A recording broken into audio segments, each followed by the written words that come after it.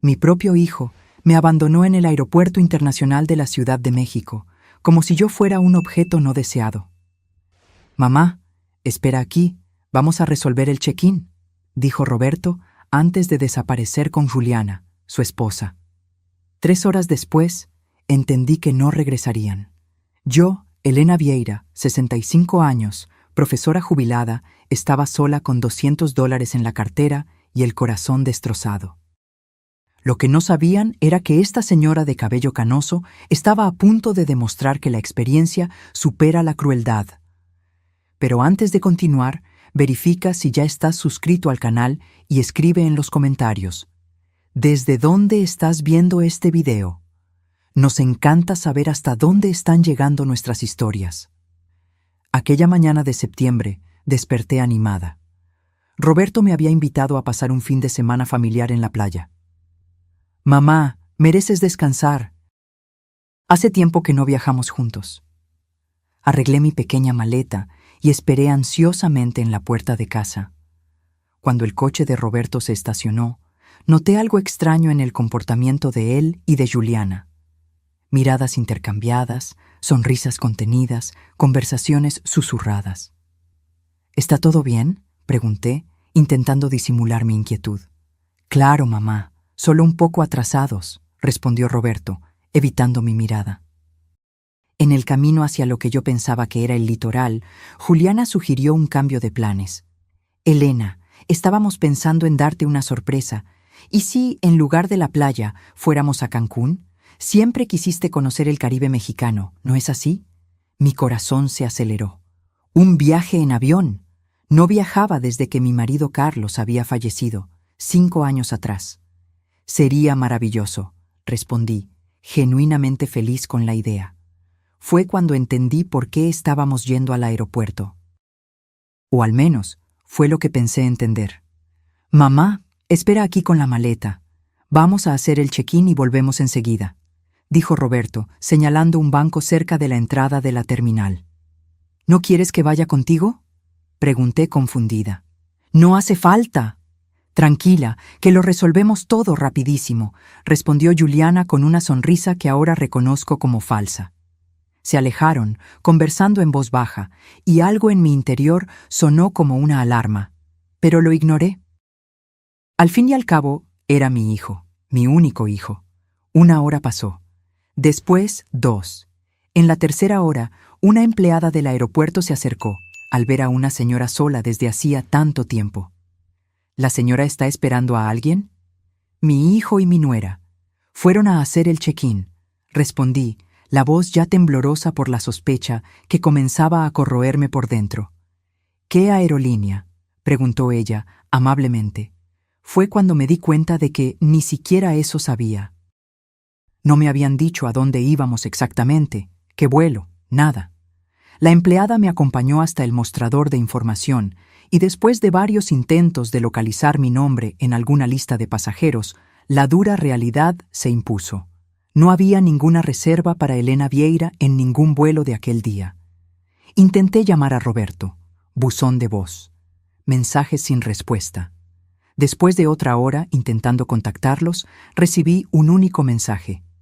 «Mamá, no podíamos más. La casa es nuestra ahora. Dejamos dinero suficiente para que vuelvas al asilo». ¿Asilo? Yo no vivía en ningún asilo. Vivía en mi propia casa, comprada con el sudor del trabajo mío y de Carlos durante 35 años como profesores. La casa que, aparentemente, Roberto ahora consideraba suya. Me senté nuevamente en aquel mismo banco, con las piernas temblorosas, intentando procesar la traición. La gente pasaba apurada, arrastrando maletas, viviendo sus vidas normales mientras mi mundo se desmoronaba. Fue cuando noté un detalle. Mi bolso estaba más ligero. Mis documentos habían desaparecido. Mi identificación, mi CURP, clave única de registro de población, y más alarmante, la escritura de la casa que siempre llevaba conmigo desde la muerte de Carlos, por miedo a perderla. Allí, sola en uno de los lugares más concurridos de Ciudad de México, entendí que había sido víctima no solo de abandono, sino de un golpe meticulosamente planeado por mi propia sangre. Las lágrimas vinieron, inevitables, Pero algo más fuerte nació dentro de mí: determinación. Soy profesora de historia jubilada. Pasé 40 años enseñando sobre revoluciones, resistencias y superaciones. Era hora de aplicar esas lecciones en mi propia vida. Con los $200 que dejaron conmigo, compré un boleto de autobús de vuelta a casa. Durante las 4 horas de viaje, no lloré más, planeé, porque Roberto y Juliana creían que estaban lidiando con una anciana indefensa.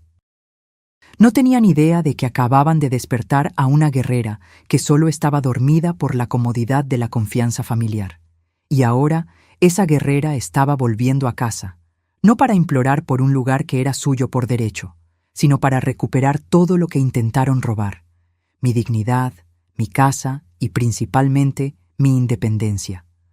Lo que no esperaban era que esta señora de 65 años hubiera guardado por precaución todas las copias de los documentos en una caja de seguridad del banco. Y más, que yo hubiera documentado cada transferencia sospechosa, cada conversación extraña, cada comportamiento inusual en los últimos meses.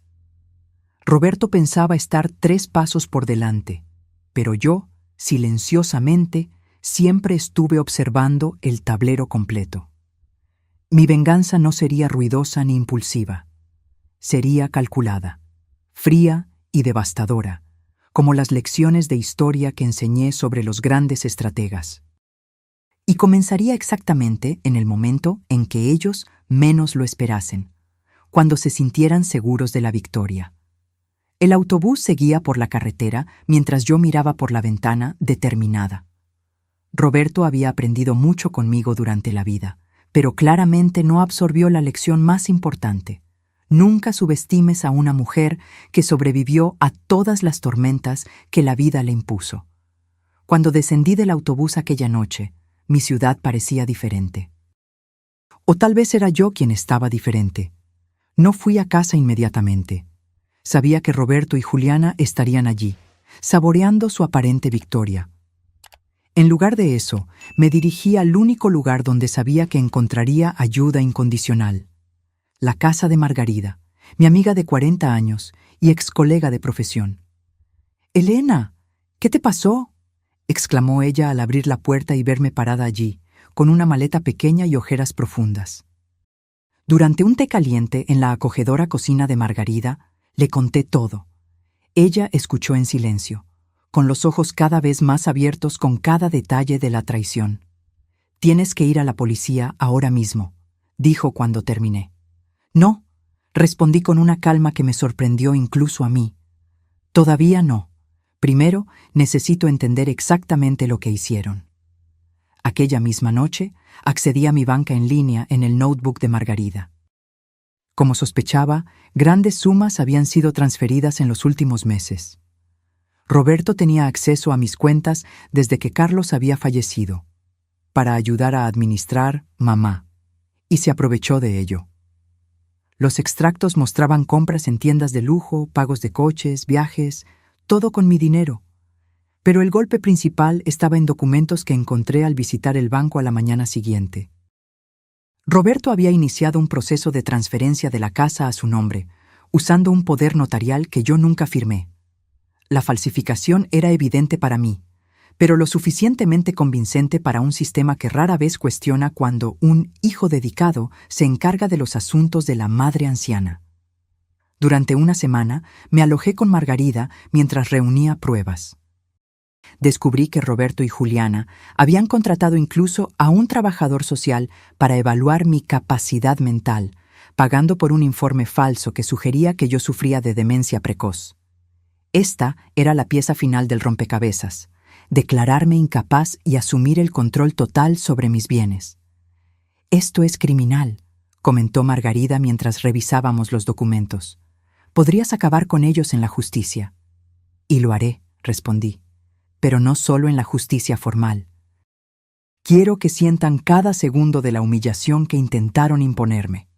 Busqué al doctor Paulo, un abogado especializado en derecho del adulto mayor que había dado conferencias en la escuela donde yo enseñaba. Él escuchó mi historia con indignación profesional. «Señora Elena, esto es más común de lo que imagina. La violencia patrimonial contra adultos mayores, especialmente practicada por familiares, es una epidemia silenciosa.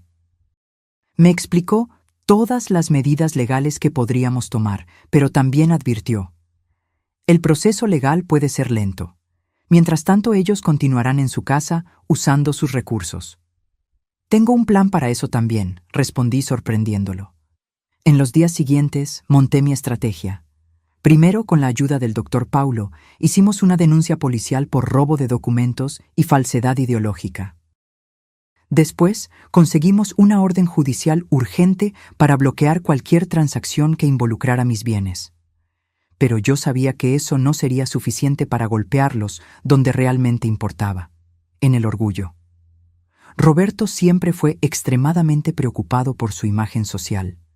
Graduado en administración, construyó una carrera como gerente en una empresa respetada, cultivando cuidadosamente la reputación de hombre íntegro y dedicado a la familia. Juliana, por su parte, era activa en grupos de caridad de la iglesia local, siempre publicando en redes sociales sobre valores familiares y cuidado de los ancianos. La hipocresía de ellos sería su propia ruina. Comencé a frecuentar los mismos lugares que ellos: el supermercado donde Juliana hacía las compras, el café cerca del trabajo de Roberto, incluso la iglesia que frecuentaban los domingos. No los abordaba directamente. Solo me hacía visible, descuidada, visiblemente confusa, exactamente la imagen que querían construir de mí. La gente comenzó a notarlo. «Elena, ¿cuánto tiempo? Pensé que estabas viajando, como Roberto comentó», dijo la cajera del supermercado. «¿Viajando? No. Estoy viviendo con una amiga porque mi hijo me quitó la casa», respondí con aire ingenuo. Conversaciones como esta se multiplicaron por la pequeña ciudad. Cuando alguien me preguntaba directamente, yo respondía con hechos simples, sin acusaciones directas. «Fui abandonada en el aeropuerto». «No, no sé por qué». «Sí, mis documentos desaparecieron». «No, no puedo volver a mi casa ahora». En 2 semanas, los primeros resultados aparecieron. Roberto me llamó, furioso. «¿Qué historia es esa que estás esparciendo por la ciudad?» «¿Qué historia, hijo? Solo estoy viviendo mi vida». «La gente está haciendo preguntas en el trabajo». «El pastor me llamó para hablar. Tienes que parar con esto». «¿Parar con qué? ¿De existir? ¿No fue eso lo que quisiste cuando me dejaste en el aeropuerto?» Él colgó abruptamente. 2 días después, Juliana apareció en la casa de Margarida. «Elena, esto tiene que parar», dijo sin saludar. «Estás arruinando nuestra reputación». «Qué interesante», respondí tranquilamente. «Te preocupa más tu reputación que el hecho de que abandonaron a una señora de 65 años en un aeropuerto sin documentos». «¡Fue idea de Roberto!», exclamó ella, revelando la primera grieta en la pareja. «Yo dije que era exagerado, que bastaba con la transferencia de la casa». «¿Entonces admites la transferencia fraudulenta?». Su rostro palideció al darse cuenta del error. «No fue exactamente así». «Fue exactamente así, Juliana.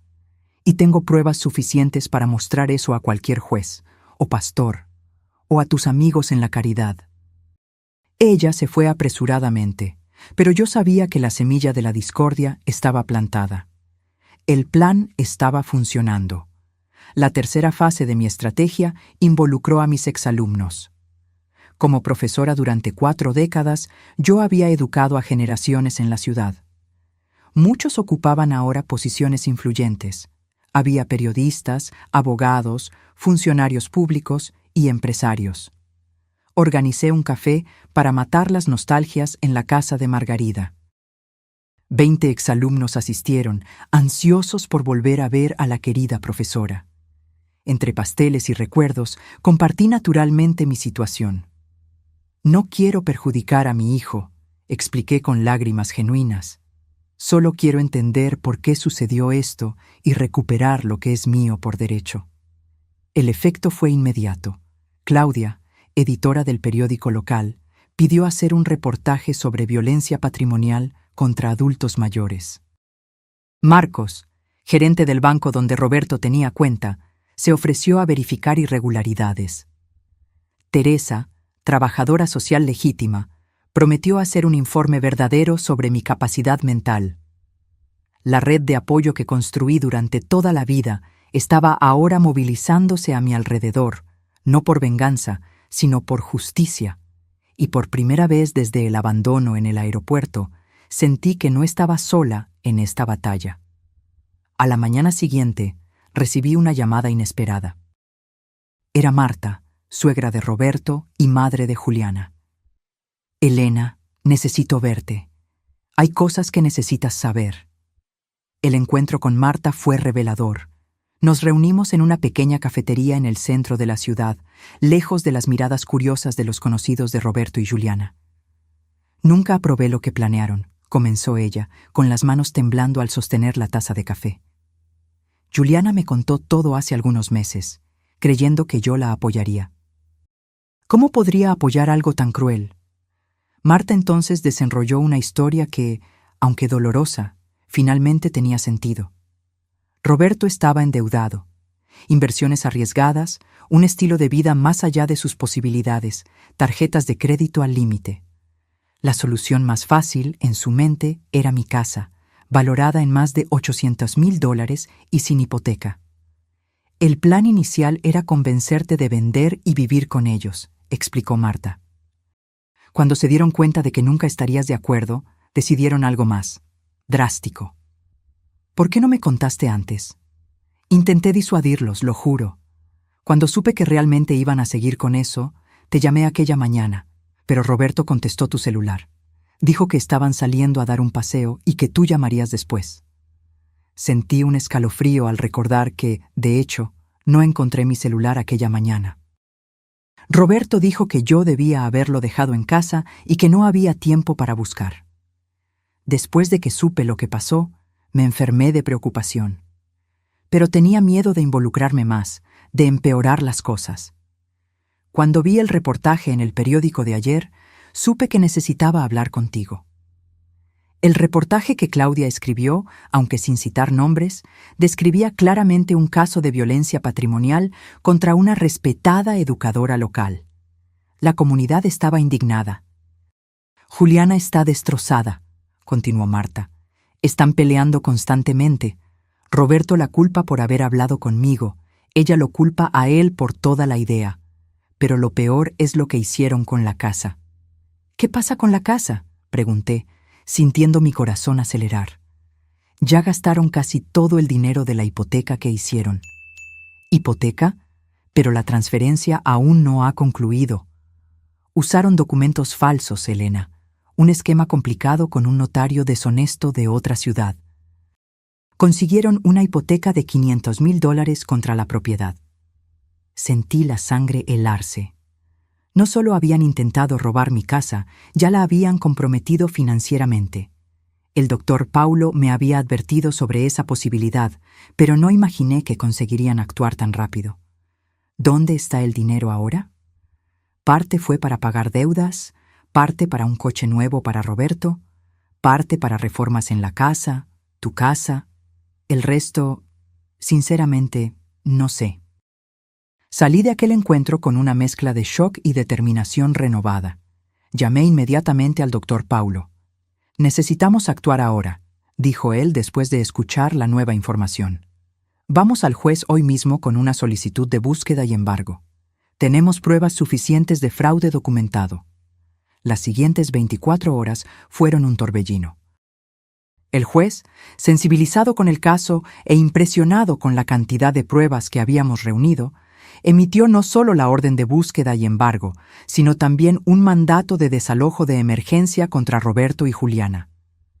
«No es común en casos familiares», explicó el doctor Paulo, pero el juez entendió que hay riesgo de dilapidación completa del patrimonio y daños irreparables. A la mañana siguiente, acompañada por oficiales de justicia, policías, el doctor Paulo y, por mi insistencia, Margarida, llegué a la puerta de mi propia casa, un lugar donde viví por 35 años, pero del cual estaba exiliada hacía casi un mes. Roberto abrió la puerta todavía en pijama, con los ojos hinchados de quien no dormía bien hacía días. Su rostro pasó de la sorpresa al shock cuando vio al grupo detrás de mí. «Mamá, ¿qué significa esto?». El oficial de justicia dio un paso adelante. «Señor Roberto Vieira, estamos aquí para ejecutar una orden judicial de desalojo y búsqueda y embargo. Ustedes tienen 2 horas para reunir pertenencias personales y dejar el inmueble». «Esto es un absurdo», gritó él con el rostro rojo de rabia.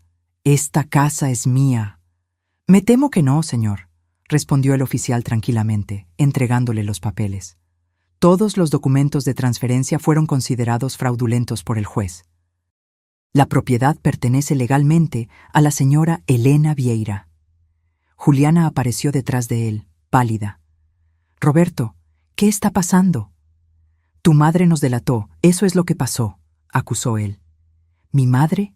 ¿Qué tiene ella que ver con esto?». Mientras ellos discutían, entré en mi casa. El impacto fue inmediato. Nada estaba como lo dejé. Los muebles antiguos que tanto amaba habían desaparecido, sustituidos por piezas modernas e impersonales. Las paredes amarillas que Carlos y yo pintamos juntos ahora estaban grises. Las fotos de familia, mis libros, mis recuerdos, todo había sido removido o relegado a cajas que encontré apiladas en el garaje. «¿Qué hicieron con mis cosas?», pregunté, con la voz temblorosa. «Renovamos, mamá», respondió Roberto, intentando sonar razonable a pesar de la situación. «Esta casa necesitaba una actualización. Te hicimos un favor». «¿Un favor?». Miré a mi alrededor, al hogar que no reconocía más. «¿Llamas a esto un favor? ¿Destruir mis recuerdos? ¿Borrar los rastros de tu padre de esta casa?». Por primera vez, vi un destello de vergüenza en sus ojos. Fue momentáneo, rápidamente sustituido por la defensiva habitual. La señora nunca entendió de decoración moderna. Esto aquí era un museo. Nadie vive así hoy en día. Los policías y el oficial de justicia comenzaron el proceso formal, inventariando ítems, verificando documentos. Juliana, en pánico, corría de un lado a otro juntando ropa y objetos personales. Roberto, después de algunas tentativas inútiles más de argumentar, se encerró en el escritorio con el celular, probablemente llamando a algún abogado.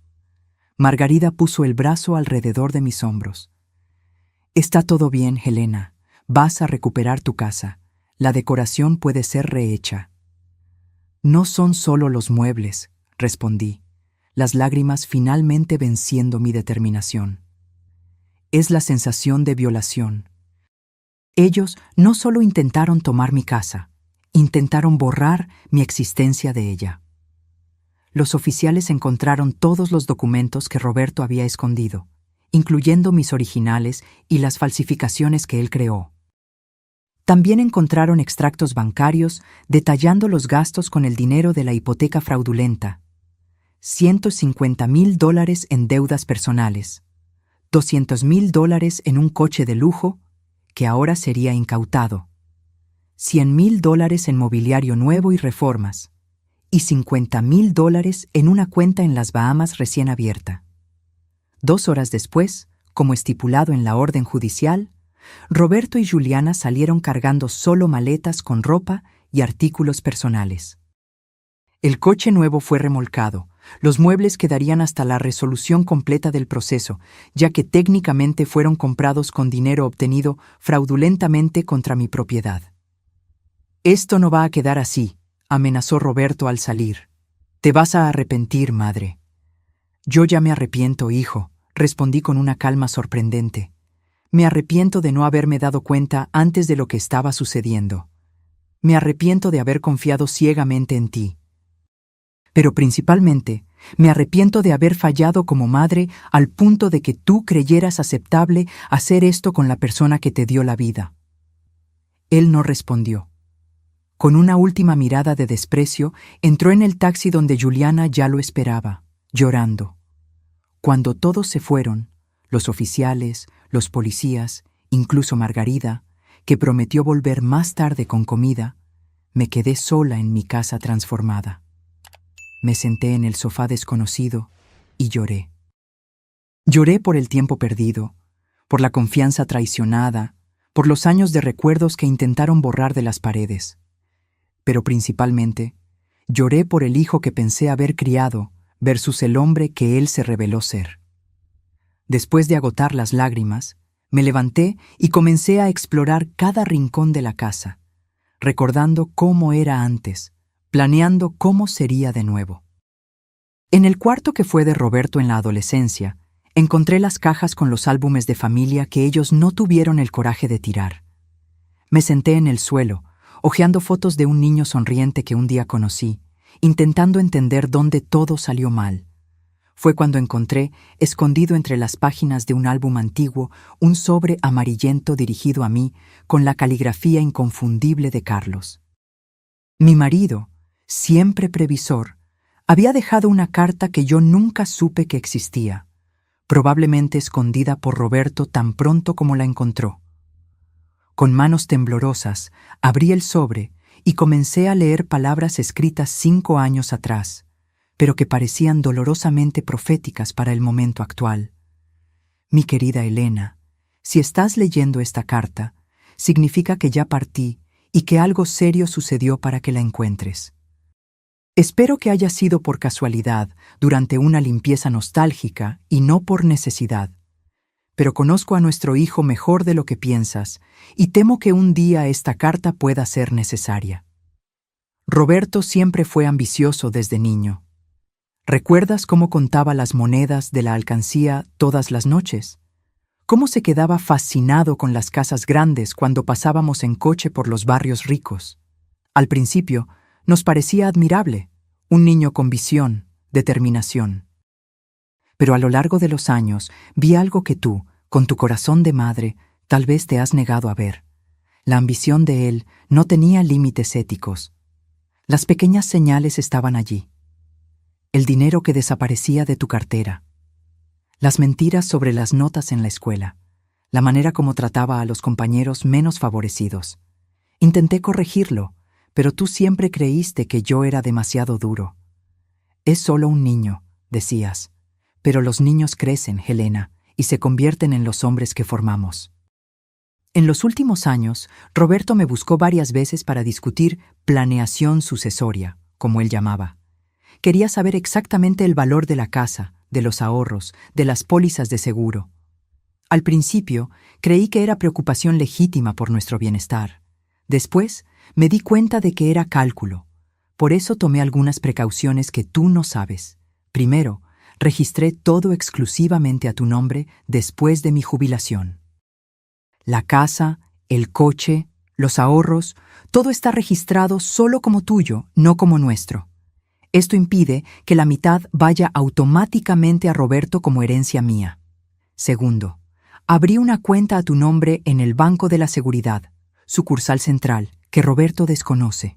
Transferí allí una cantidad significativa, no todo, pues eso despertaría sospechas, pero lo suficiente para garantizar tu independencia en caso de que algo suceda.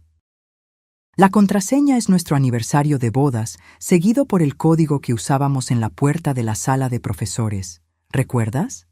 Tercero, y tal vez más importante, contraté discretamente al doctor Paulo Méndez para ser tu abogado en caso de necesidad. Él tiene copias de todos los documentos importantes e instrucciones para ayudarte si Roberto intenta algo. El número de él está grabado en aquel llavero de madera que te di en nuestro último aniversario. No es solo decorativo. Elena, sé que te estás preguntando por qué nunca te conté sobre estas sospechas. La verdad es que no estaba seguro, y la idea de envenenar tu relación con nuestro único hijo me parecía demasiado cruel. Tal vez estoy equivocado. Tal vez Roberto sea exactamente el hijo amoroso que tú crees que es, y esta carta nunca sea necesaria. Recé para que así fuera. Pero si estás leyendo esto en un momento de crisis, debes saber que no estás sola. Siempre fuiste más fuerte de lo que piensas, Elena.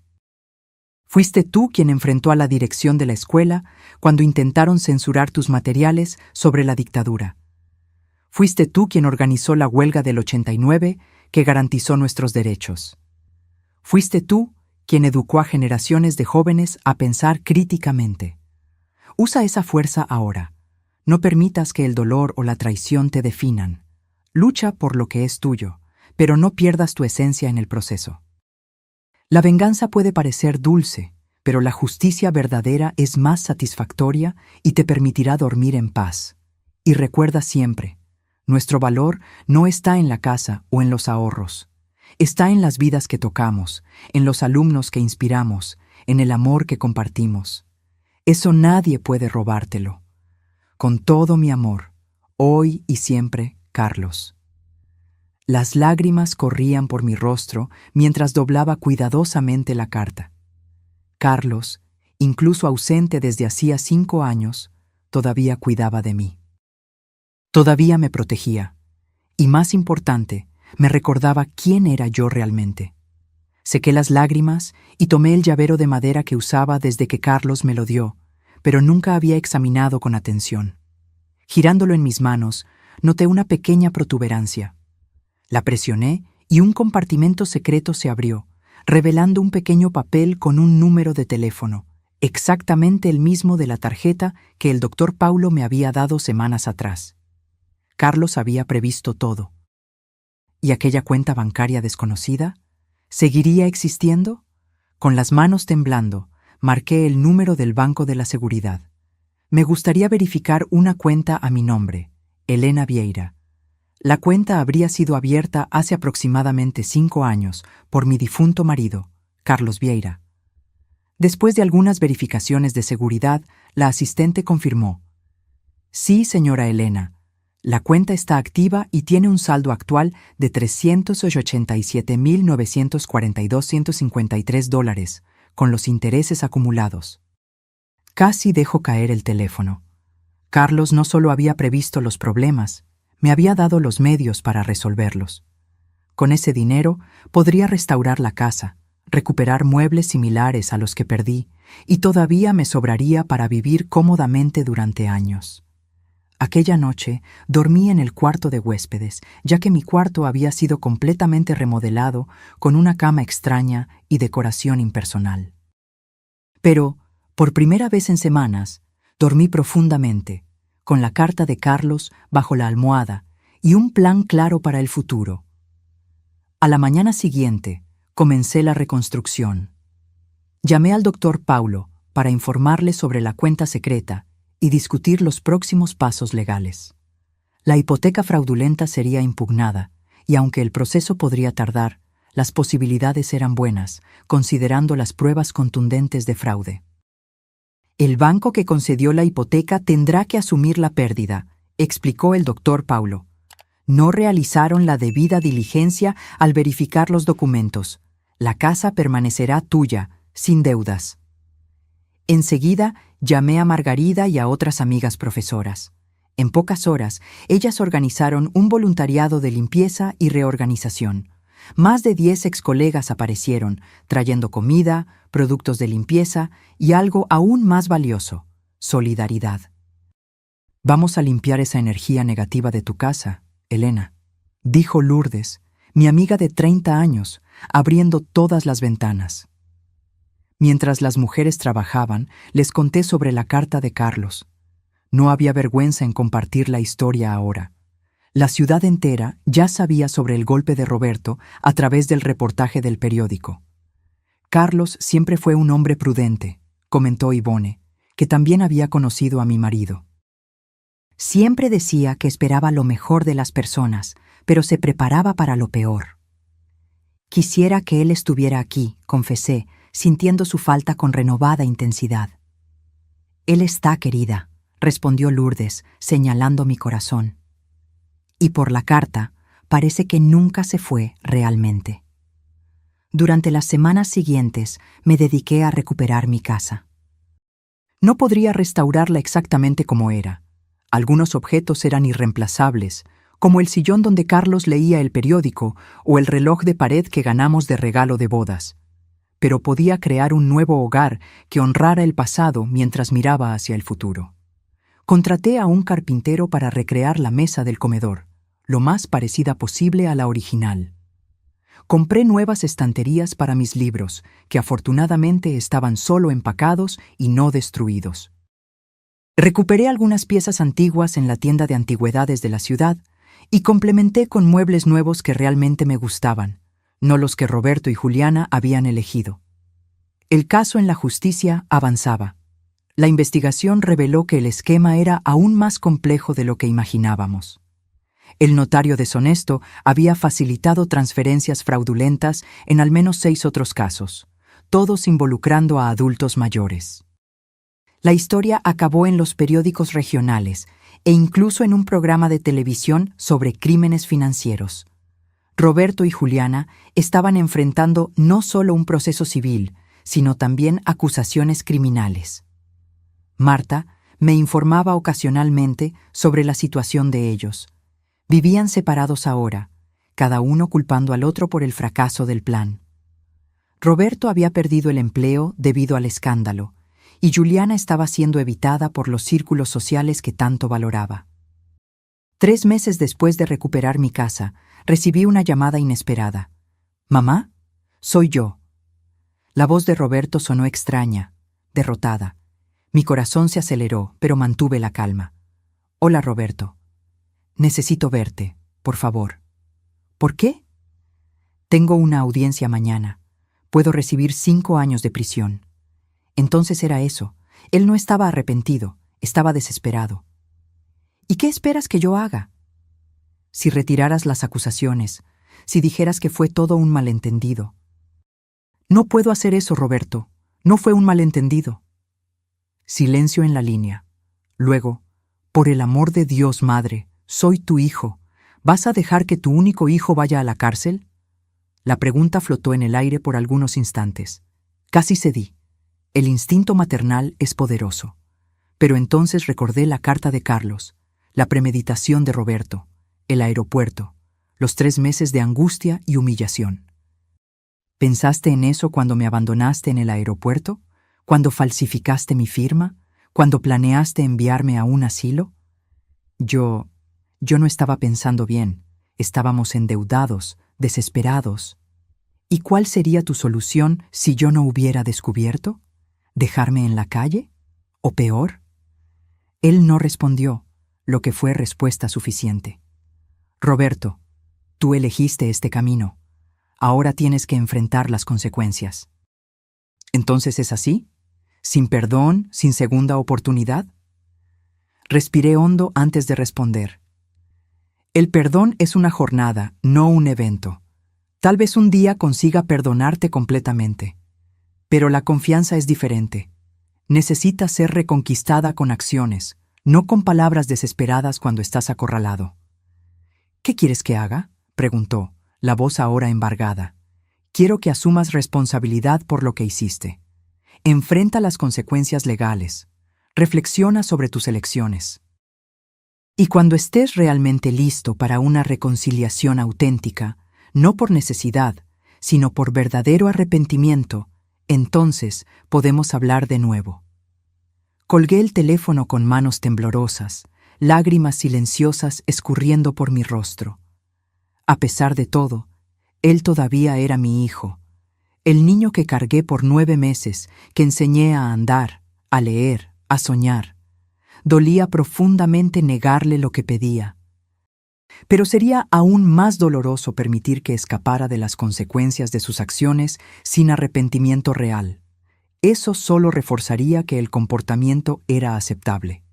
En la semana siguiente, acompañada por el doctor Paulo, asistí a la audiencia. Roberto me vio. Nuestras miradas se cruzaron brevemente antes de que él desviara la suya, avergonzado. Aceptó un acuerdo con la fiscalía. 2 años de prisión con posibilidad de régimen semiabierto después de 8 meses, restitución financiera completa y servicio comunitario después de la liberación. Juliana recibió una sentencia suspendida con servicio comunitario obligatorio, ya que las pruebas sugerían que, aunque cómplice, ella había sido menos activa en la planeación. Marta me agradeció por no pedir pena máxima para su hija. Ella se equivocó gravemente, pero creo que aprendió la lección. 6 meses pasaron. Mi casa estaba completamente restaurada, no como copia exacta de lo que fue, sino como un nuevo hogar que reflejaba tanto mis recuerdos como mi nueva realidad. volví a dar clases como voluntaria en un proyecto para alfabetización de adultos mayores. Encontré propósito en ayudar a personas que, como yo, frecuentemente son subestimadas por la sociedad. Una tarde, recibiendo a mis alumnos para un té conmemorativo al final del semestre, oí el timbre. Era Marta. «Helena, disculpa aparecer sin avisar. Roberto me pidió que te entregara esto». Me extendió un sobre simple con mi nombre escrito en la letra inconfundible de mi hijo. Le agradecí y lo guardé para leer después de que mis invitados se fueran.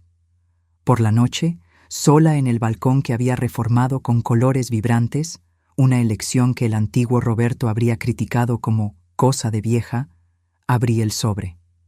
La carta de Roberto era extensa, escrita a mano en varias páginas. Diferente de las comunicaciones rápidas y digitales que él siempre prefirió, el esfuerzo de escribir manualmente ya indicaba un cambio. «Mamá, escribo esta carta desde el lugar más improbable, una celda de prisión que comparto con otros 3 hombres. Nunca imaginé estar aquí, pero tal vez este sea exactamente el lugar donde yo necesitaba estar para finalmente ver la verdad. En los primeros meses, culpé a todos menos a mí mismo. Culpé a Juliana por no haber sido lo suficientemente discreta. Culpé al notario por no haber hecho documentos más convincentes. Culpé a la señora por haber sido demasiado lista para una anciana. Sí, llegué a ese nivel de distorsión. Entonces, durante una sesión de terapia obligatoria, parte de mi sentencia, el psicólogo me hizo una pregunta simple. ¿Qué hizo tu madre para merecer lo que tú planeaste para ella? Me quedé en silencio por mucho tiempo, buscando justificaciones. La señora era terca con el dinero. No entendía nuestras necesidades modernas. Estaba demasiado apegada a aquella casa antigua. Pero cuanto más intentaba justificar, más vacías sonaban mis excusas. La verdad, que estoy finalmente listo para admitir, es que la señora no hizo nada para merecer mi traición. Por el contrario, dedicó su vida a darme educación, amor, oportunidades. Sacrificó sus propios sueños para que yo pudiera realizar los míos. ¿Y cómo retribuí? Con avaricia, manipulación y crueldad. El psicólogo me ayudó a entender que mi comportamiento no comenzó de la nada. Siempre estuve obsesionado por el estatus, por las apariencias. Creía que merecía más, que las reglas normales no se aplicaban a mí, que el fin justificaba los medios. Culpé a mis problemas financieros, pero la verdad es que mi avaricia era insaciable. Aunque tuviéramos 5 casas como la tuya, yo probablemente todavía querría más. Hoy entiendo que el plan de abandonarte en el aeropuerto no fue solo criminal, fue inhumano. Dejar a mi propia madre, de 65 años, sin documentos, sin apoyo, como si fuera un objeto descartable. ¿Cómo pude? ¿Cómo me convertí en este monstruo? No espero tu perdón. Sinceramente no creo que lo merezca. Pero quiero que sepas que estoy trabajando para convertirme en una persona mejor. Alguien que pueda un día mirarse al espejo sin vergüenza. Alguien que honre el sacrificio que la señora y mi padre hicieron por mí, en lugar de traicionarlo. Si un día, cuando yo salga de aquí, la señora permite que yo demuestre este arrepentimiento con acciones, seré eternamente agradecido. Si no, lo entenderé. En ambos casos, pasaré el resto de la vida intentando compensar el mal que causé, a ti y a todos los que lastimé con mi arrogancia y egoísmo. Con profundo arrepentimiento y respeto tardío, Roberto. Leí la carta 3 veces, las emociones oscilando entre escepticismo, esperanza, dolor y un tímido alivio. ¿Sería sincero o solo otra manipulación de un hombre desesperado por mejorar su situación? No tenía respuestas todavía, solo la certeza de que necesitaba tiempo para procesar esas palabras. Guardé la carta en la gaveta del escritorio y decidí que no respondería inmediatamente. El tiempo diría si el arrepentimiento de Roberto era genuino. En las semanas siguientes recibí 2 cartas más de él. No mencionaban perdón o peticiones, solo compartían reflexiones sobre su infancia, recuerdos de momentos familiares y observaciones sobre su proceso terapéutico en la prisión. Parecía estar realmente haciendo un trabajo interno, aunque fuera imposible tener certeza a distancia. Después de 3 meses de correspondencia unilateral, decidí responder. Mi carta fue breve. Roberto, recibí tus cartas. No puedo decir que estoy lista para perdonar completamente, pero reconozco tus esfuerzos para reflexionar sobre tus acciones. Eso es un comienzo. Me preguntas sobre mi día a día. Retomé la enseñanza como voluntaria. Estoy ayudando a adultos mayores a aprender a leer y escribir. Es gratificante ver a personas de mi edad o mayores descubriendo nuevos mundos a través de las palabras. La casa está diferente ahora. No intenté recrear exactamente lo que era antes. Algunas cosas, cuando se rompen, no vuelven a la forma original. Pero creamos algo nuevo a partir de los fragmentos. Encontré la carta que tu padre dejó para mí. Él siempre fue más perspicaz sobre ti de lo que yo quise admitir. Tal vez ambos fallamos contigo de maneras diferentes. Él siendo demasiado duro, yo demasiado permisiva. Los extremos rara vez producen equilibrio. No sé qué le depara el futuro a nuestra relación. Por ahora, estoy dispuesta a continuar esta correspondencia, un paso a la vez. Elena. Nuestro intercambio de cartas continuó por meses. Gradualmente, Roberto comenzó a hacer preguntas sobre Carlos, sobre nuestra vida antes de que él naciera, sobre elecciones que hicimos como padres. Me di cuenta de que, tal vez por primera vez, él estaba realmente interesado en entender quiénes éramos como personas, no solo como figuras parentales que existían para atender sus necesidades. 8 meses después de su prisión, Roberto consiguió la progresión al régimen semiabierto. Podía trabajar durante el día, volviendo a la prisión por la noche. Consiguió un empleo como asistente administrativo en una pequeña empresa. Nada comparado con el cargo gerencial que tenía antes, pero era un nuevo comienzo.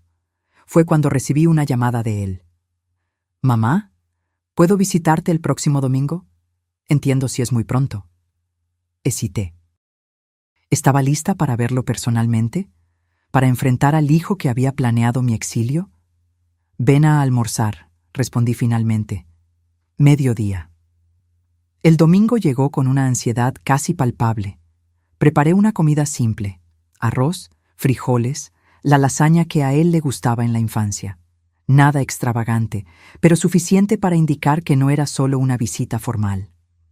A las 11:55 sonó el timbre. Roberto estaba puntual, algo raro en el pasado. Abrí la puerta y el shock fue inmediato. Mi hijo había cambiado drásticamente. Más delgado, cabellos canosos en las sienes que no estaban allí antes, ojeras profundas. Los 8 meses de prisión habían cobrado su precio físico. Pero fue su mirada lo que más me impactó. Los ojos arrogantes que siempre parecían evaluar todo con desdén, ahora estaban bajos, casi humildes. «Hola, mamá», dijo simplemente, sin intentar un abrazo, respetando el espacio que yo no había ofrecido todavía. «Entra, Roberto». Él me siguió hasta la sala, mirando a su alrededor con curiosidad. La casa está diferente, más colorida. Sí, decidí que era hora de cambios. Combina contigo. Siempre te gustaron los colores vivos, recuerdo tu ropa de profesora. Este comentario me sorprendió. Roberto raramente notaba detalles sobre mí. El almuerzo comenzó tenso, con conversaciones superficiales sobre el clima, las noticias, mi trabajo voluntario. Evitábamos al elefante en la sala. Todo lo que había sucedido, todo lo que todavía necesitábamos procesar. Fue Roberto quien finalmente rompió la barrera. «Mamá, sé que las palabras no son suficientes, pero necesito decirte personalmente. Lo siento mucho, profunda, verdaderamente arrepentido». Puse los cubiertos en la mesa, observándolo atentamente. «¿Por qué, Roberto?» Es lo que nunca entendí. ¿Por qué llegar a tal extremo? Podrías haber pedido ayuda financiera. Podrías haber sido honesto sobre tus dificultades. Él respiró hondo, los ojos fijos en la comida que apenas había tocado. No fue solo por dinero, aunque me convencí de eso en la época. Fue orgullo, vergüenza. No conseguía admitir que había fracasado financieramente, que había tomado malas decisiones. Era más fácil tomar lo que creía que merecía que admitir que no lo merecía. ¿Y eso justificaba abandonarme como basura? Nada lo justifica, respondió inmediatamente. Absolutamente nada. Me convertí en un monstruo, mamá. Construí una fortaleza de justificaciones. Me convencí de que estaba haciendo lo necesario, que en el fondo la señora estaría bien, que tal vez sería incluso mejor para ti estar en un lugar adecuado para tu edad. Un asilo. Sí, me mentí a mí mismo que sería un lugar bueno, confortable. Pero la verdad es que ni siquiera investigué lugares. No me importó realmente tu bienestar. Solo quería tu dinero y tu casa. La honestidad brutal me tomó desprevenida. No había más excusas, solo la verdad cruda. ¿Qué cambió, Roberto? ¿Cómo sé que esto no es solo otro plan, otra manipulación? Él levantó los ojos, encontrando los míos por primera vez. No puedes saberlo con certeza. Yo mismo estoy aprendiendo a confiar en ese cambio. Todo lo que puedo ofrecer son acciones consistentes a lo largo del tiempo, no promesas vacías. Nos quedamos en silencio por algunos minutos, cada uno absorbiendo el peso de aquella conversación. ¿Qué pasó con Juliana?, pregunté finalmente, cambiando ligeramente el tema. Nos divorciamos. Ella volvió a la casa de su madre permanentemente. Está haciendo terapia también. ¿Y tu futuro? ¿Tienes planes? Estoy reconstruyendo desde cero. Cuando termine mi pena, pretendo trabajar con educación financiera para personas endeudadas, usar mi propia historia como alerta, mostrar que la avaricia y los atajos ilegales solo llevan a la destrucción. Asentí, todavía cautelosa, pero notando la ausencia de grandiosidad en sus planes. Una buena señal. El antiguo Roberto habría hablado de reconstruir un imperio, de probarles a todos que todavía era exitoso. Cuando él estaba a punto de irse, al final de la tarde, se detuvo en la puerta. «Mamá, no espero volver a nuestra antigua relación. Sé que rompí algo precioso e irreemplazable, pero si me lo permites, me gustaría construir algo nuevo. No como hijo que exige, sino como persona que respeta a otra persona. Un paso a la vez». «Un paso a la vez», concordé. «Es todo lo que puedo ofrecer ahora». Él asintió, aceptando esos términos limitados con una humildad que jamás había demostrado antes. En los meses siguientes, Roberto cumplió su palabra. Visitas quincenales, siempre respetuosas, siempre manteniendo distancia emocional apropiada. Pequeños gestos. Arreglar un grifo roto, ayudar a cargar compras pesadas, sin exigir reconocimiento o gratitud. Comenzó a asistir a un grupo de apoyo para personas con comportamiento compulsivo financiero.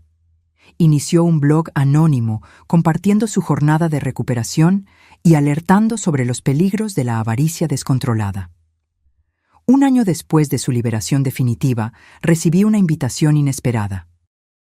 Roberto había organizado una ceremonia de graduación para los adultos mayores del proyecto de alfabetización donde yo trabajaba. Consiguió donaciones de empresas locales, organizó un pequeño cóctel, certificados impresos, incluso un fotógrafo voluntario. ¿Por qué?, pregunté cuando él me contó sobre la sorpresa. Porque tu trabajo importa, porque esas personas merecen reconocimiento, porque quiero apoyar lo que es importante para ti, sin tomar para mí, sin controlar, solo contribuyendo. La ceremonia fue un éxito. 20 adultos mayores, entre 70 y 92 años, recibiendo sus certificados de alfabetización, muchos llorando por finalmente poder leer y escribir. Roberto permaneció discretamente entre bastidores, ayudando con la logística, nunca buscando crédito o atención. Al final de la noche, mientras los invitados se iban, lo encontré organizando las sillas. «Gracias por esto», dije sinceramente. Significó mucho para ellos y para mí. «Fue un placer, mamá». Verte enseñar es inspirador, siempre lo fue. Una pequeña chispa de reconexión genuina se encendió entre nosotros en aquel momento. No perdón completo, no confianza irrestricta. Esas, tal vez, nunca regresarían íntegramente. Pero algo nuevo y frágil comenzaba a crecer en los escombros de lo que habíamos perdido. Hoy, 3 años después del fatídico abandono en el aeropuerto, nuestra relación continúa en evolución. Roberto vive en un apartamento modesto, trabaja en una ONG de educación financiera y mantiene una vida simple. No intentamos fingir que el pasado no sucedió. Él está siempre presente, como una cicatriz que ocasionalmente duele cuando el tiempo cambia. Pero aprendimos a construir algo alrededor de esa cicatriz. No una relación madre-hijo tradicional, sino una conexión entre dos personas adultas que reconocen tanto el daño como la posibilidad de cura. En cuanto a mí, aquella señora abandonada en el aeropuerto con $200 en la cartera ya no existe. En su lugar está una mujer de 68 años que descubrió su propia fuerza, que reconstruyó su vida en sus propios términos, que aprendió que incluso en las mayores traiciones pueden existir semillas de transformación. Mi casa ahora es verdaderamente mía, no solo legalmente, sino espiritualmente. Cada rincón refleja mis elecciones, mis gustos, mis historias.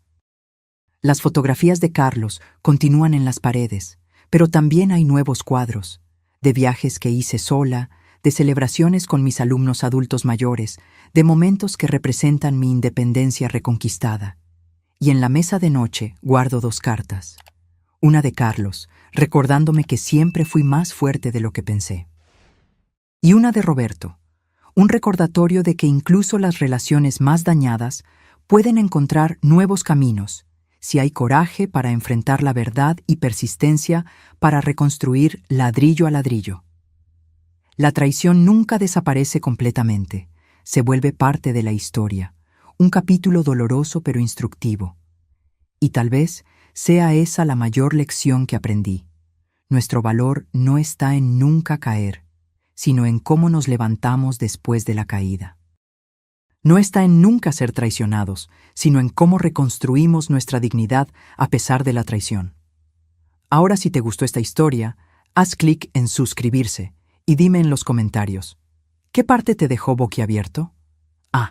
Y no olvides hacerte miembro para tener acceso a videos exclusivos que no publico aquí. Te espero allí.